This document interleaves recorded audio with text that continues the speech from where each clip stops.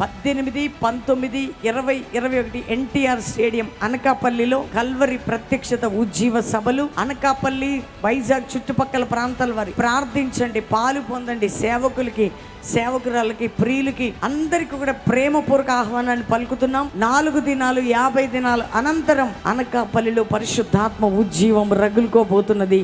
దేవుడు మీ అందరినీ నడిపించును గాక.